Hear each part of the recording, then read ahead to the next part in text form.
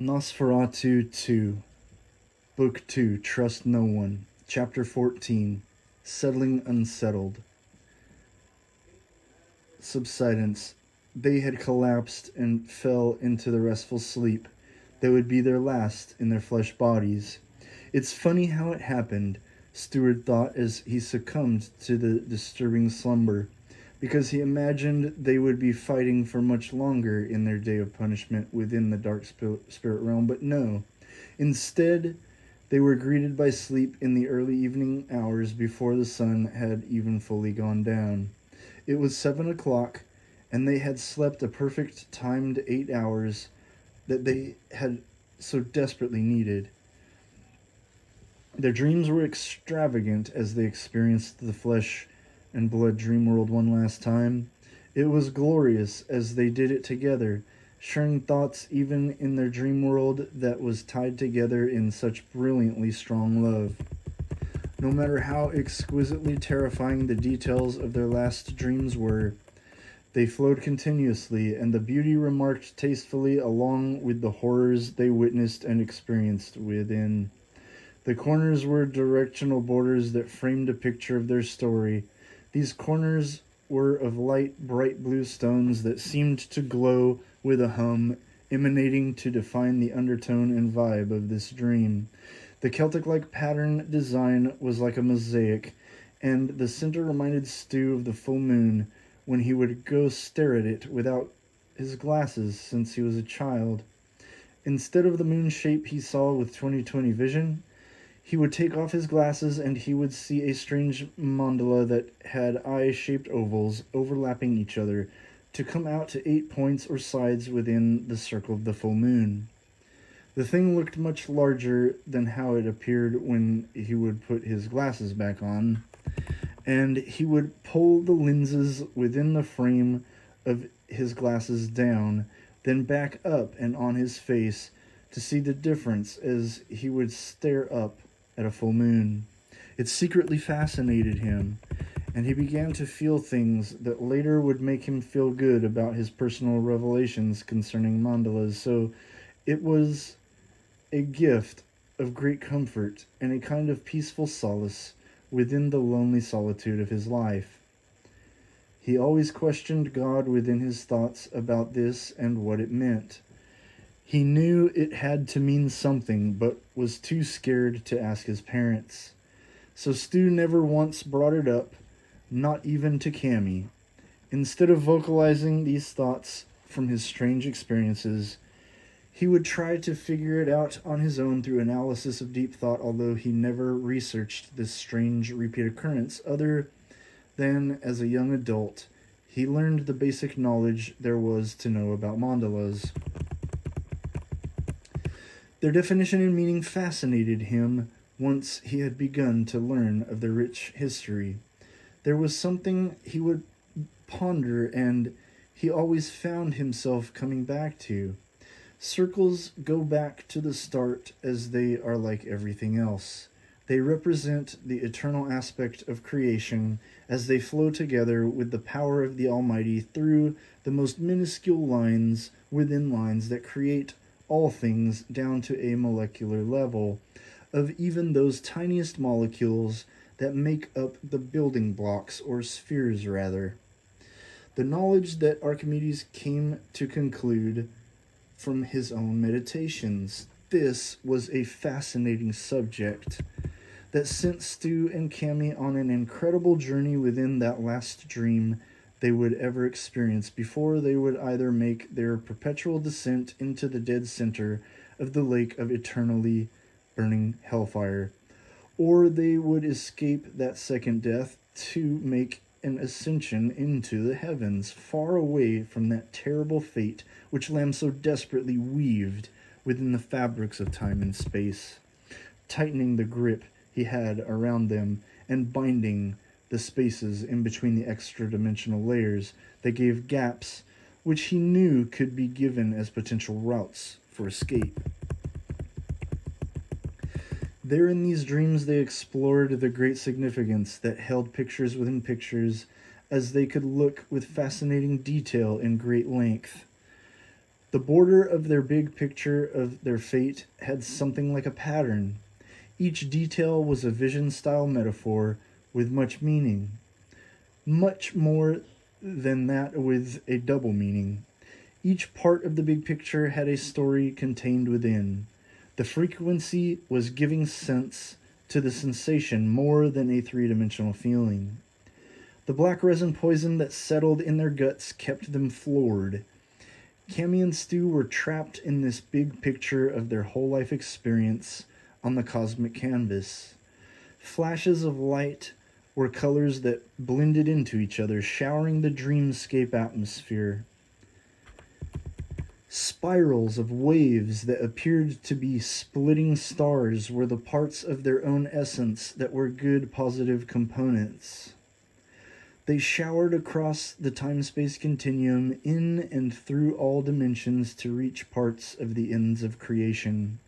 Their life was shown not to be in vain. They knew damn well which decisions they made were selfish and for their own greed's sake, and that was not what was being shown or portrayed here. They knew that a great separation was occurring with them once their lives in the flesh would be no more. They would be long dead, and there would be no more of this evil that clinged to them. No matter how hard the evil forces tried, they could not convert the good that remained within Cammy and Stu. Their love was far too pure, and their innocence as children redeemed their most heinous acts and evil deeds. Lamb burned within his superior mind and gawked at the fact that Cammy and Stu were thinking to escape the second death. So in their dreams, as they were weakened by the evil rituals performed on them by the shadow beings in the possession within their very own living blood, by the blood demons themselves, Cammy and Stu had a disturbance that overshadowed the cosmic canvas in which they viewed to be their potential external experience beyond the realms and extra-dimensional layers that painted the complete picture of their eternal spirit-soul existence.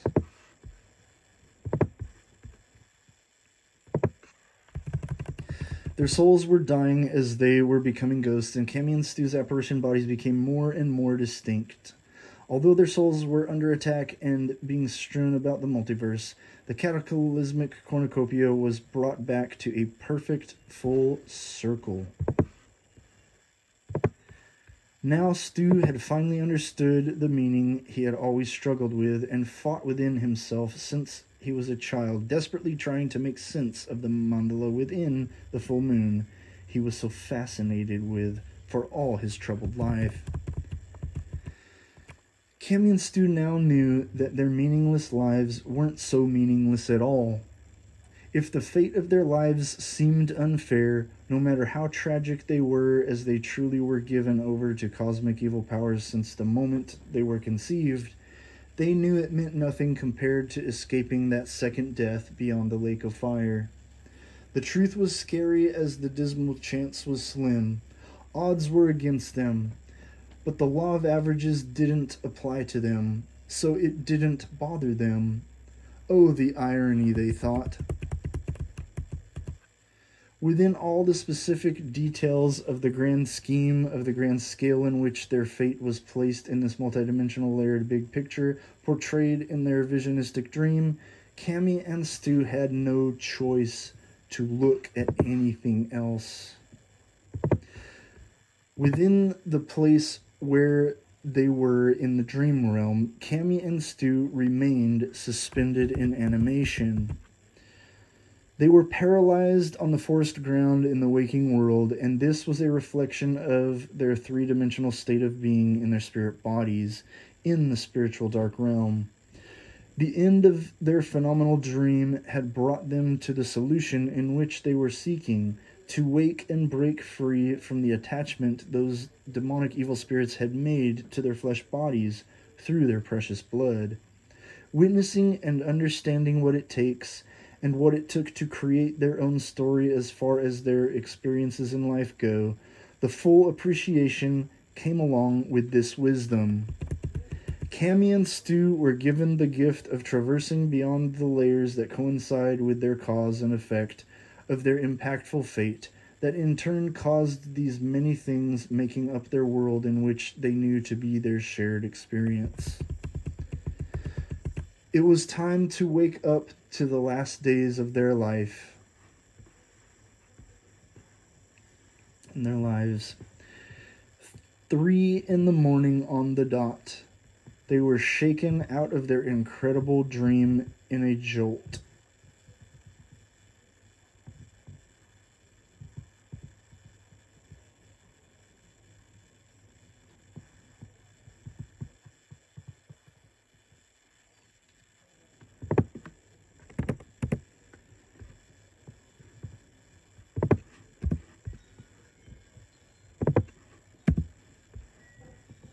The sensation was that of a giant chill, like a 1 second long convulsive seizure burst of full body shakes. The feeling was leaving them wanting to wake to what they remembered from the waking world. But of course it was not, as they had permanently deprived themselves of these experiences and sensations forevermore.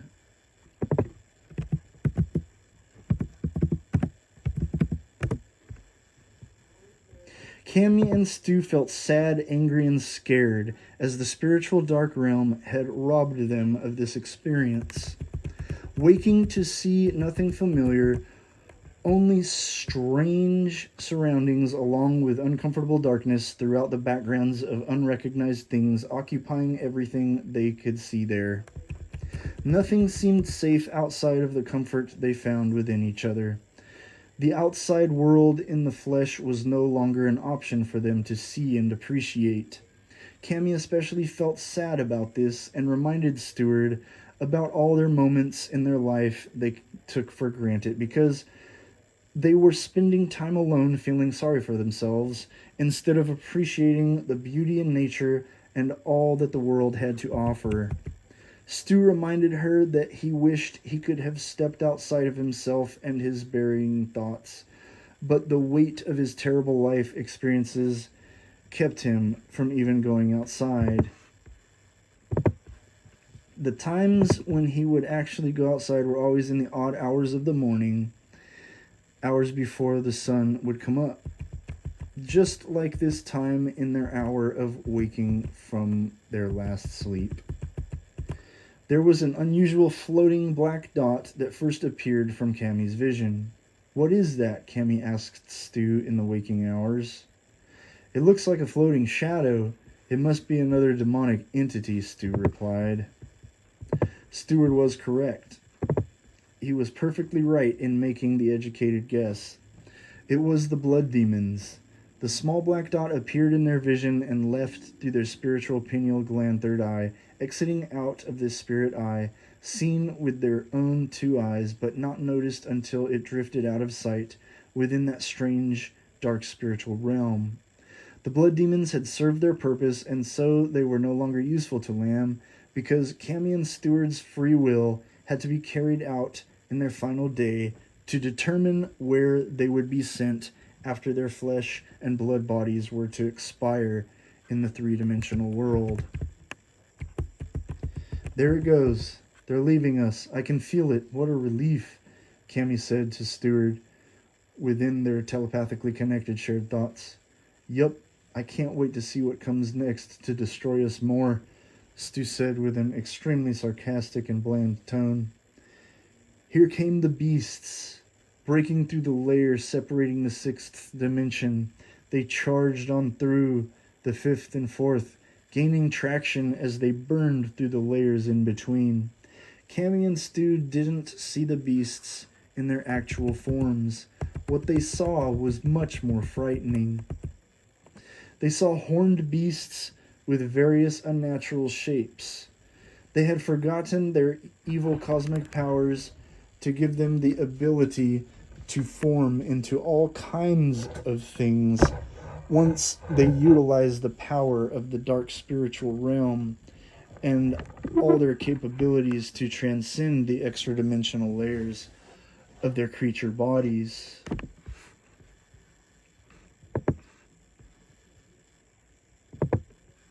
These were mere extensions of themselves and their true demonic forms, but seen in different ways to the living because the true spirit eyes are not fully opened to what is to be seen until the spirit forever leaves the flesh and blood body of the earth, never to return. Life separates from the dead tissue, and that is when the spirit eyes are opened. Magic eyes that go beyond what we see and transcend the pineal through the peripheral. This ending of their lives, starting on this special day, was the beginning of their path, and they were at the crossroads of life and death, and heaven and hell, actually being either the transcending ascension to eternal paradise above earthly suffering, or the descent deep down to the bottom of the lake of eternal burning fire. No matter what happens, I'm just so glad I got to be with you. I'm so thankful I got to meet you, Steward told Cammy.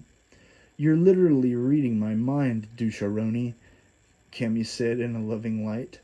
Yeah, I guess that's not fair then, is it? Stu said, embarrassed. It's not fair and I love it. You used your own words. You know what I was thinking. I was just telling myself that no matter what happens, no matter where we go, I'm just so happy to have got to spend my last moments in this fucked life with you, my love, Cammy said as she wept. Yeah, I am so thankful to know for sure that these feelings are true, and these thoughts are really what you're telling yourself. I couldn't be happier, and you know it. We're really lucky to have had such incredibly fucked up lives filled with terrible shit, because now we already got the best reward. Even if our asses get thrown in the lake of fire with that stupid big-headed son of a bitch.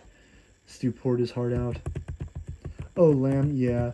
Fuck that little big-headed bastard. He really needs to die, Cammy said in seriousness and passionate anger against this true evil. Yeah, but you know he won't. He's the devil's personal butt plug, Stewart said as he saw the swarm of the most powerful evil approaching nearer. Oh my god, that's hilarious, Stu. You know, we never had a fucking chance escaping evil, but that's okay. I know we're still cool. All things considered. Stu embraced Cammy tightly as they anticipated a trampling of their souls into the spirit dust. Yeah, I think so. You're the coolest, Stu. Well, next to me, of course. Cammy glowed with love in the embrace. Yeah, that's for sure. You're the perfect girlfriend. Still can't believe you're real. You're just perfect. Stu held her spirit body tightly as they truly were one. We're the coolest, Stu. We really are. Cammy wept and smiled in Stuart's spirit arms, as he also began to weep silently. The horrifying creatures approached closer, and their hideously distorted shapes became clearer in the sight through those spirit tears shed through transparent apparition-like bodies. Their details were also more well-defined as they transitioned from the bodies they once knew. Somehow they embraced the thought of being trampled as they embraced one another in this last feeling of true love within the blood of life that still flowed through them.